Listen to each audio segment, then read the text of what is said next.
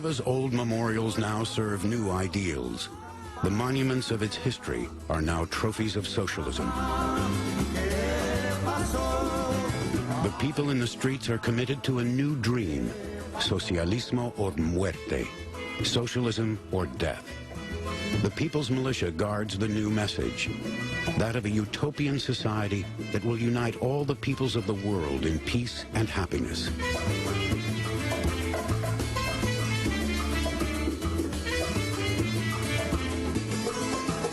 Cuban children are taught the basic tenets of revolution. Colorful picture books record the victory of the revolution over the corrupt Batista regime, the March on Havana, and victory at the Bay of Pigs, the attempted U.S. invasion.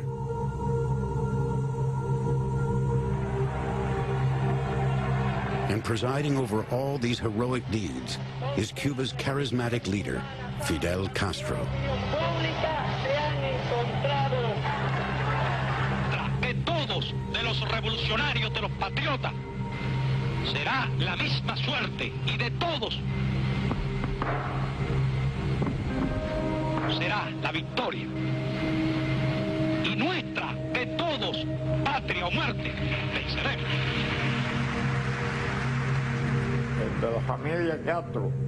The Castro family and the Cuban people are not afraid of anything or anybody. We are a small island and very determined. What should we fear?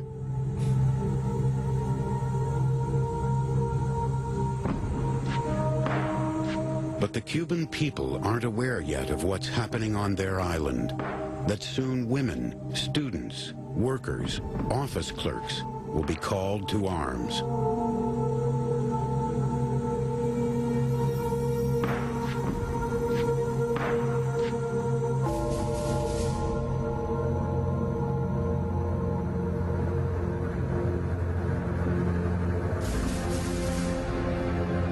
Fidel Castro and his brother Raul are most worried about a U.S. invasion. America is only 80 miles away as the crow flies. U.S. troops landed here once before, at the behest of the CIA, in an attempt to topple Castro's regime.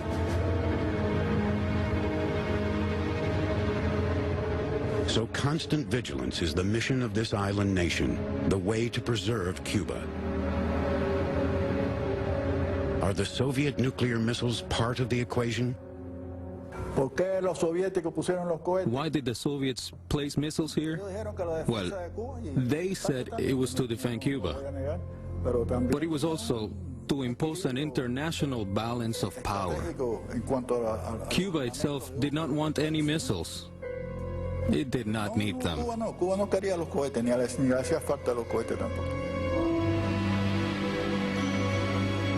And yet Castro agrees to accept the missiles to serve the cause of world revolution. For 2 months now, merchant ships have been docking at the port of Mariel, loaded with missile components, tanks, planes, and thousands of soldiers.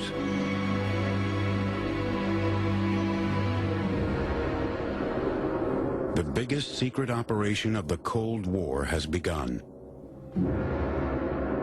Without American knowledge, the first missiles are placed on Cuban soil. From this moment on, the clock starts ticking. The danger of discovery increases each day. The covert construction unfolds during the night. High-tech missiles travel bumpy roads. Khrushchev's game can only really begin when this cargo reaches its destination and is assembled.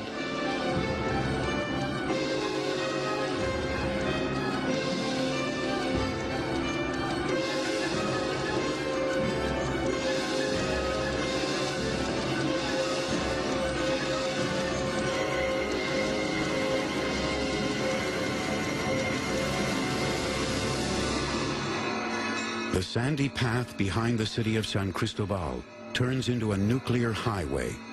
6 launch pads are erected, sheltered by the mountains of Guanaguanico. The missiles can reach Washington, D.C. in 10 minutes. Could World War III be set in motion from this field? this day, the Soviets and the Cubans do not realize that overhead, another American reconnaissance aircraft is in the air, taking new photographs, gathering new evidence. At the same time in Washington, black limousines pull up outside the White House. U.S. Treasury Secretary Douglas Dillon, Vice President Lyndon Johnson, Secretary of State Dean Rusk, Attorney General Robert Kennedy, and General Maxwell Taylor, Chairman of the Joint Chiefs of Staff. It was a tense meeting. It was a tense day. All of us knew that it was unprecedented, that there had never been a nuclear confrontation in the history of the world, and we were about to face one. It's a meeting like none before. The mood is extremely tense. President Kennedy presses a switch under his desk, starting a tape recorder. No one knows they're being recorded. A lot is at stake. And I just felt something. Like it was the fear that if we did not force the missiles out, the Soviets would move aggressively elsewhere in the world against the Western interests, against the freedom and strength of the West elsewhere in the world, was ever present in our minds. And it was a very, very deep-seated fear. The Executive Committee, or EXCOM, is the hastily convened crisis committee, the best and the brightest, as they are later dubbed. The reconnaissance photographs are analyzed.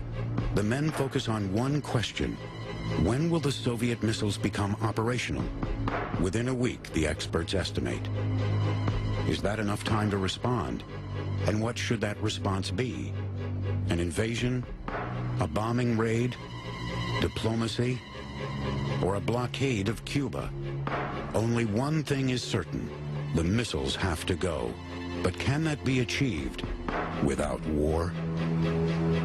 People around the table became weary, frustrated, fearful, sometimes emotional, understandably so. It was an emotional moment in our lives and in the life of our country and our planet. They have to find an answer, but secretly, for Moscow still doesn't know how much the United States knows. The Kennedy team has to use this time wisely. All arguments should be considered. Repercussions are debated. There was a very serious risk of Soviet pressure on Berlin. They tried it in 1961, the fall, and we were concerned. Many believed that if we didn't force those missiles out, they would try it again in 1962 or 63. It was a major concern of ours.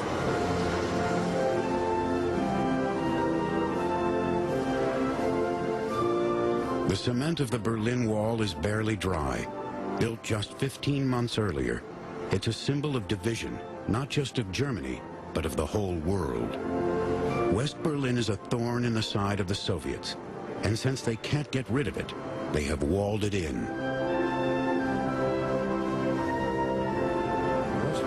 Berlin's principal protection at that stage was the pane of glass theory. The Soviets knew that if they broke that pane of glass by moving in on West Berlin, there would be an overwhelming Western response, nuclear or otherwise. This pane of glass surrounded by a wall is where East and West diverge. They are hostile worlds, separated by a no man's land. But the calm is deceptive. It was obvious that something was in the air, and we started to consider the whole issue. Because, of course, we knew at once that if things became critical over there, they would also become critical in Berlin. Berlin was the weakest point, geographically isolated. Ich hab noch einen Koffer in Berlin, deswegen muss ich nächstens wieder hin. West Berliners are accustomed to living with this threat and react with their own brand of dry humor. They also see themselves as islanders on an island of affluence, but they are at the mercy of the reverberations of international politics. When elephants start dancing, it's best for mice to step aside. And this really was, well, it wasn't exactly a dance of the elephants, but it was a potential battle of the giants. It makes sense for everyone to stay quiet and keep out of the way, in the hope of not being trampled to death in the middle.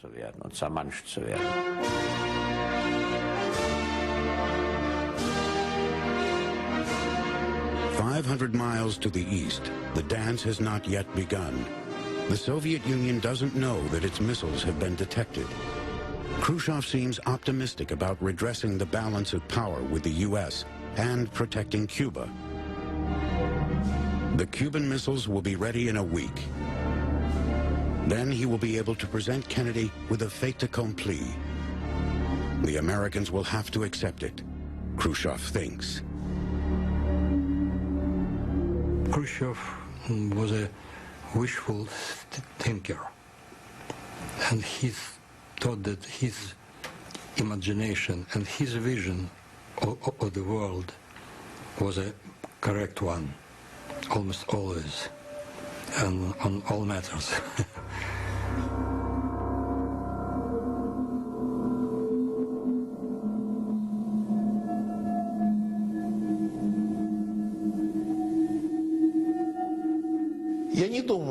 I don't think my father understood the mentality of the Americans.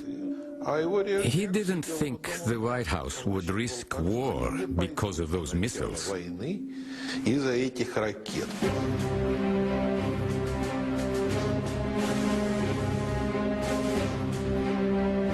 Khrushchev's foreign minister, Andrei Gromyko, pays a visit to President Kennedy.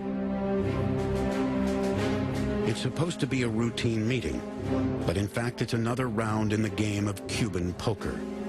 30 minutes in which the cards could be reshuffled. I think this was a last opportunity to tell the truth for our country, I mean. Practiced friendliness, cautious exploration, a little smile for the photographers, and then a game of cat and mouse. He had the photography ready to confront Gromyko. And Gromyko denied that there was missiles in Cuba.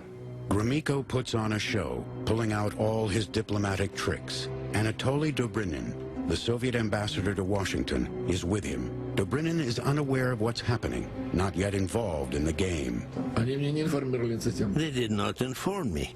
Of course, it is a curious situation. If the ambassador knows nothing of an issue that defines the relationship between the two countries at that moment. Khrushchev's missile plan is top secret.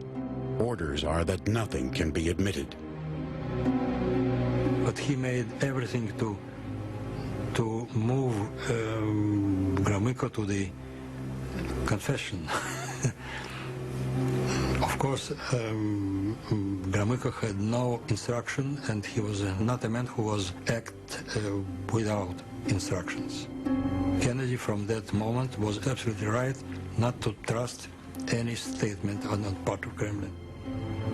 And the president then said, that lying bastard. And he wouldn't have anything to do with Gromyko after that. Kennedy keeps his trump card secret. The photos remain in his desk drawer for now.